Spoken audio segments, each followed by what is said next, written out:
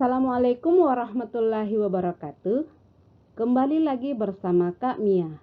Nah, pada kesempatan kali ini kita akan membahas tentang semantics and pragmatics. Kali ini kita akan temukan benang merah kedua bidang linguistik ini. Selamat menyimak, oke adik-adik. Pertama-tama kita akan melihat perbedaan tentang semantik dan pragmatik, ya. Apa itu semantik? Semantik is the study of the relationships between linguistic forms and entities in the world.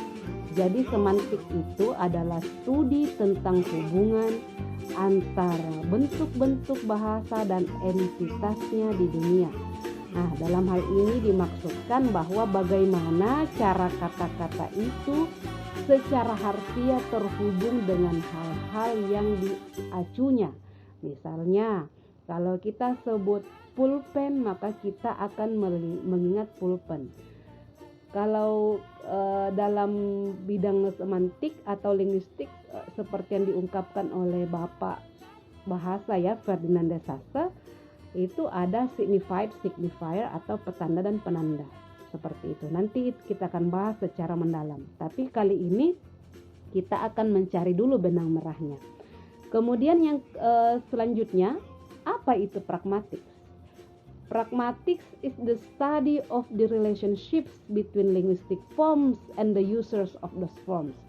Nah, di sini terlihat benang merah, sudah muncul benang merah yang juga ditandai dengan tinta-tinta merah kakak ya. Kalau semantik itu dia memperlihatkan hubungan antara bentuk-bentuk linguistik atau bahasa itu sendiri ya dengan entities atau keberadaannya di dunia. Nah, kalau pragmatik itu dia memperlihatkan hubungan antara bentuk-bentuk bahasa dengan pengguna dari bentuk bahasa ini. Ya, jadi kalau semantik itu dia hubungannya bahasa dengan kata-kata dengan objeknya. Itu secara sederhana, kata dan objeknya. Kalau pragmatik, kata dengan penggunaan. Nah, di sini kita akan melihat bagaimana semantik ini memperlihatkan hubungannya dengan makna. Yang pertama ada sinonim. Sinonim itu adalah persamaan kata ya adik-adik. Antonim adalah lawan kata. Kemudian ada polisemi. Polisemi ini terjadi ketika ada sebuah kata yang memiliki dua atau lebih makna yang berhubungan satu sama lain. Kemudian ada homofon atau homofoni. Di sini ada dua kata yang memiliki pengucapan yang sama. Dan kemudian ada leksikal ambiguity atau ambigitas leksikal yang terjadi ketika satu bentuk kata memiliki dua atau bahkan lebih makna. Nah, di sini bisa termasuk pada polisemi dan homofon. Selanjutnya kita akan melihat ya tentang parafrase. Parafrase ini mirip-mirip dengan sinonim. Bedanya kalau sinonim itu bisa dia kata per kata atau frasa, sedangkan parafrase dia bahas kalimat. Nah, jadi misalnya ada dua kalimat yang dapat memiliki makna yang sama. Contohnya di sini, the cat chased the squirrel. The squirrel was chased by the cat. Jadi begini cara parafrase, dan ini bisa adik-adik gunakan dalam penulisan karya ilmiah ya. Ketika kita mendapatkan kalimat positif ya, ketika kita mendapatkan kalimat aktif, bagaimana cara parafrasenya? Hal yang paling sederhana kita bisa lakukan untuk memparafrase kalimat ini adalah dengan mengubah bentuk kalimat aktif ini menjadi kalimat pasif, yang mana objeknya menjadi subjek dan subjeknya menjadi objek ya, seperti itu. Kemudian ada yang kita sebut dengan third condition ya. Truth condition ini terjadi apabila ada kebenaran dalam suatu kalimat tersebut. Kita bisa menyebutkan bahwa truth condition ini adalah sebuah entailment. Atau contohnya misalnya seperti kalimat di atas, yang dimaksud di sini kalimat ini ada ya. Nah, di sini contoh kalimat yang memiliki hal yang sejajar antar kalimat yang satu dengan kalimat yang lain. Contoh lainnya misalnya the cat killed the squirrel. Tentu saja kita bisa parafrase dia menjadi the squirrel is dead. Karena kenapa? Sudah dibunuh oleh the cat, ya, seperti itu. Nah, jadi apabila kalimat ini benar, maka apabila kalimat bagian A benar, maka bagian B pun benar. Inilah yang dimaksud dengan truth condition. Dan tentu saja termasuk ke dalam entailment atau memperlihatkan suatu kalimat yang sejajar seperti diperlihatkan pada contoh kalimat ini. Apabila kalimat bagian A memberikan pernyataan bahwa si objek mati, maka ketika di parafrase subjeknya juga akan mati. Inilah yang dimaksud dengan entailment atau kesejajaran suatu kalimat. Apa manfaat dari belajar pragmatik? Manfaat dari belajar pragmatik yakni kita dapat berbicara tentang makna yang dimaksudkan pembicara. Apa asumsi mereka, maksud dan tujuan mereka dalam mengungkapkan bahasa atau ujaran itu, dan juga jenis-jenis dari tindakan dalam hal ini, bagaimana mereka performance mereka ketika mereka ucapkan ujaran tersebut. Misalnya saja ketika mereka mengungkapkan suatu permintaan atau permohonan atau bahkan memberikan suatu perintah. Inilah yang mereka, ungkapan-ungkapan inilah yang nantinya bisa kita analisis apabila dalam belajar pragmatik. Kemudian apa kekurangan dari belajar pragmatik? Terkadang dalam menganalisis ungkapan atau ujaran dalam analisis pragmatik itu membuat kita mengalami kesulitan. Di mana kesulitannya?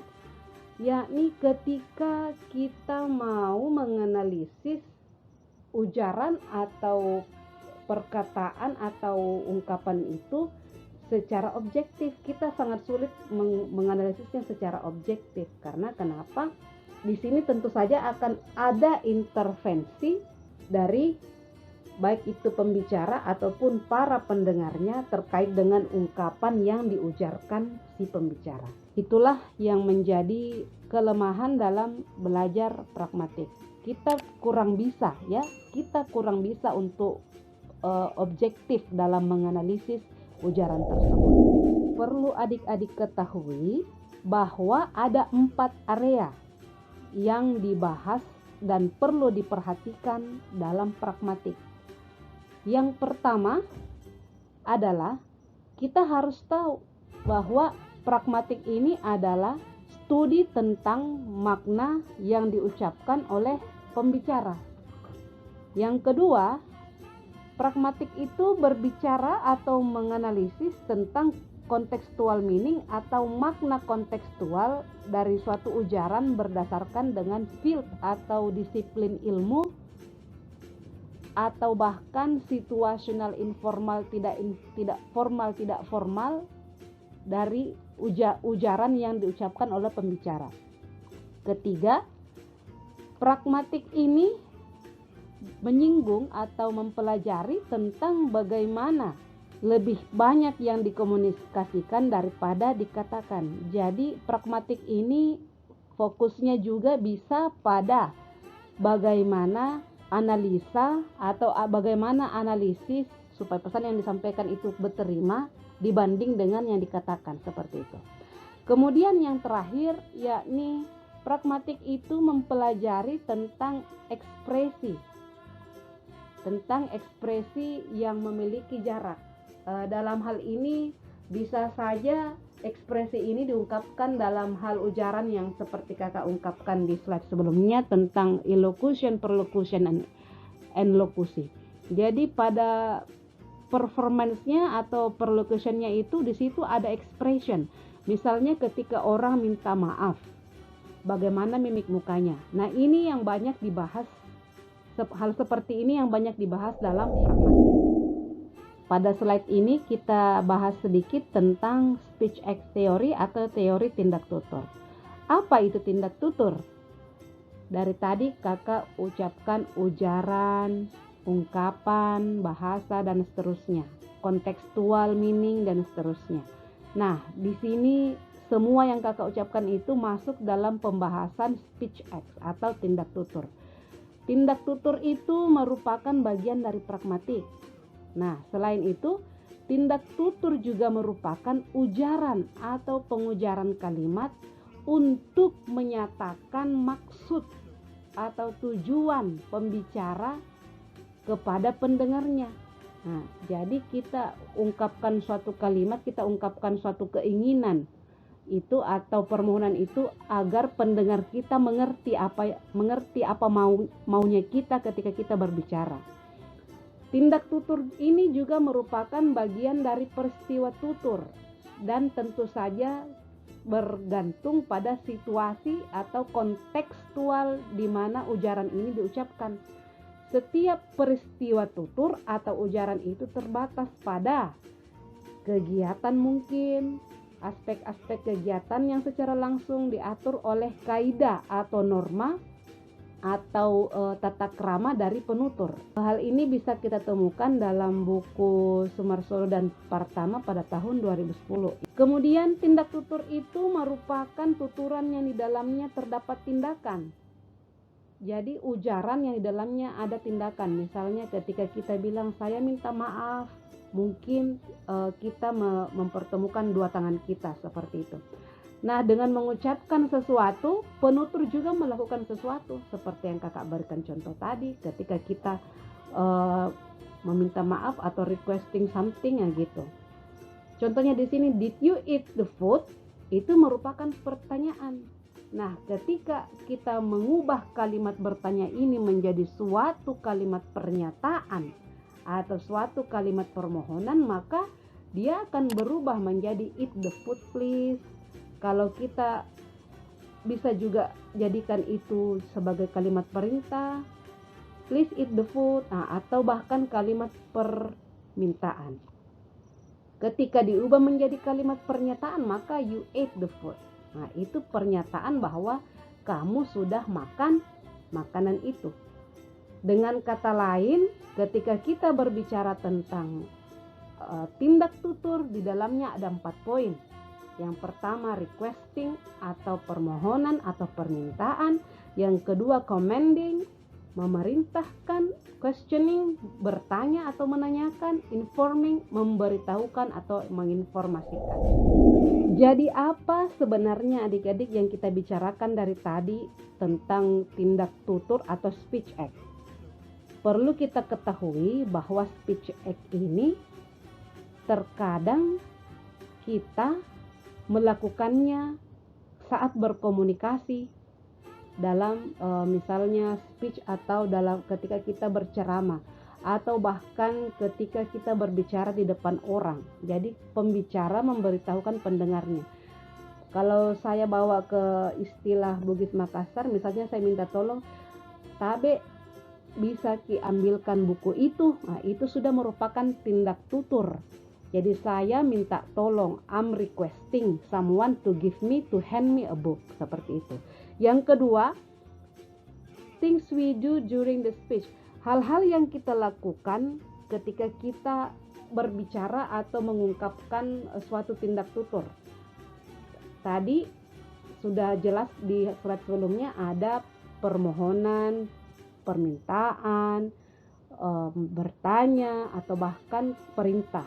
Di sini diperjelas lagi bahwa hal-hal yang kita lakukan ketika kita bertindak tutur di depan pendengar kita melakukan sesuatu yang berkaitan tentang bagaimana kita minta maaf dalam tindak tutur itu, bagaimana kita memuji, bagaimana kita minta tolong, dan seterusnya. Di sini kakak memberikan contoh yang lain lagi, seperti yang kakak ucapkan pada contoh sebelumnya. Can you hand me that book? Itu minta tolong. What is the meaning of this question? Itu mau tahu, bisa juga itu masuk make request. What is the speech act? Jadi apa itu speech act? Speech act itu adalah suatu tindak tutur yang di dalamnya ada permintaan maaf, mungkin ada memuji, ada bertanya, ada memerintah. Jadi speech act ini terbagi 3. Ada locution, itu pernyataannya. Illocution adalah apa ya, ujarannya. Kemudian perlocution, tindakan atau action dalam mengungkapkan ujaran. Nah, adik-adik, kita sampai pada inti atau benang merah antara semantik dan pragmatik. Jadi di mana benang merahnya? Semantik itu dia membahas tentang makna dari suatu kata, makna dari suatu objek yang diungkapkan lewat kata. Sedangkan pragmatik, dia membahas tentang makna dari ungkapan atau ujaran yang disampaikan oleh seseorang. Kalau secara sederhana, semantik itu kata dengan objeknya, sementara pragmatik itu kata atau ujaran dengan pembicaranya. Nah, adik-adik, saya kira demikian. I think that's all for our video today. Hope you understand about my explanation. See you in the next video. Assalamualaikum warahmatullahi wabarakatuh.